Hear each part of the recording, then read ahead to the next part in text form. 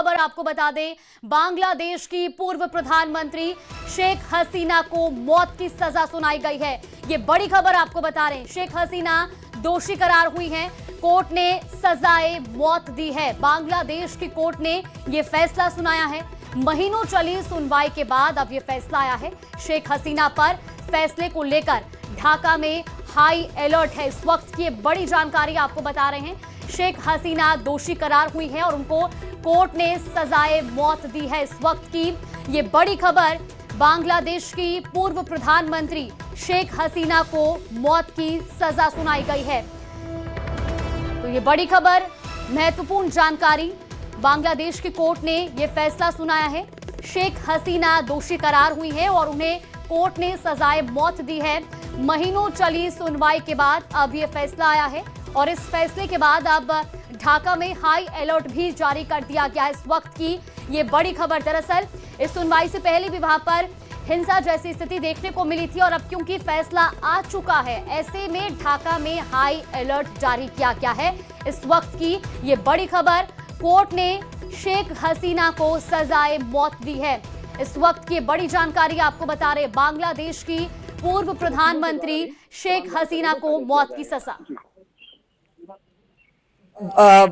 बहुत बड़ा फैसला आया है। तो देखिए, बांग्लादेश की कोर्ट ने यह फैसला सुनाया है और शेख हसीना को सजाए मौत दी गई है।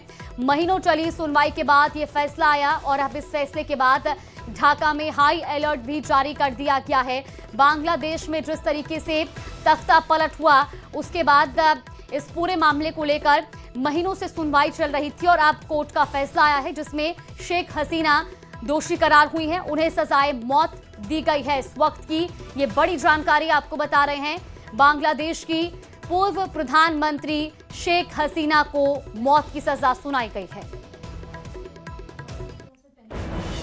तो संवाददाता शंकर आनंद हमारे साथ जुड़ गए। शंकर, अब बांग्लादेश की पूर्व प्रधानमंत्री को सजाए मौत दी गई है, लिहाजा एक बहुत बड़ा फैसला, ये पहली बार शायद इस तरीके की स्थिति बांग्लादेश में देखने को मिल रही होगी। निश्चित तौर पे देखिए, बांग्लादेश की जो आईसीटी कोर्ट है उसके द्वारा जिस तरह से शेख हसीना को जो मौत की सजा सुनाया है और इस मौत की सजा सुनाने के दौरान में 3 प्रमुख तथ्यों को कोर्ट के सामने रखा गया और वो 3 प्रमुख कारण जो है वो कोर्ट के द्वारा बताया गया है।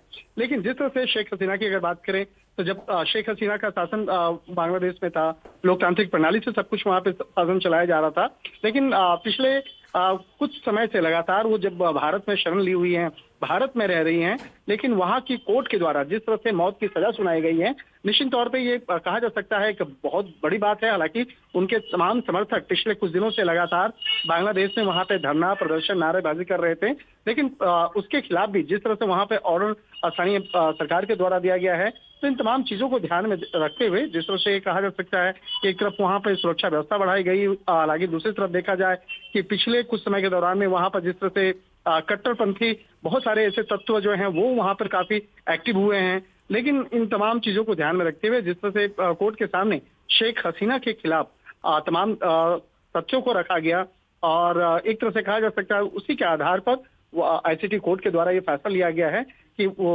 उन्हें डेथ पेनल्टी की घोषणा की गई है। हालांकि इस मामले पे आगे शेख हसीना की तरफ से उनके वकील जो हैं आगे अपील कर सकते हैं, लेकिन अभी जिस तरह से शेख हसीना को डेथ पेनल्टी की घोषणा की गई है, अपने आप में एक बड़ा और कहा जा सकता है कि बांग्लादेश के लिए एक बड़ी खबर है। लेकिन वहां